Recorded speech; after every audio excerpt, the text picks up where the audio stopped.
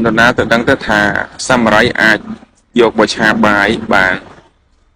វីដេអូនេះនឹងបង្ហាញអ្នកនរគ្នាថាសាមរ៉ៃអាចយកមកឆាបាយជាមួយពងទាបាននេះគ្មានន័យចម្លែកទេគឺគ្រាន់តែយកសាមរ៉ៃចាក់ចូលទៅក្នុងផ្ទះហើយបន្ទាប់មកផឹកនេះទៅហើយមើលតាមវីដេអូខាងលើដឹងហើយបងប្អូននឹងអាហារផ្លែៗមានតែឥណ្ឌាអាចធ្វើបានឥឡូវគេគប់ពងទាដាក់ចូលហើយ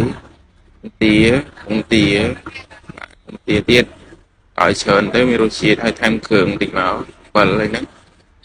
ហើយកូវឹកថែមចូលមកហ្នឹងហើយបន្តមកយើងកូរវឹកដាក់បាយដៃចូលទៅស្លឹកខ្ទឹមស្លឹកអីហ្នឹងបាទស្លឹកខ្ទឹមបារាំងហ្នឹងកូរវឹក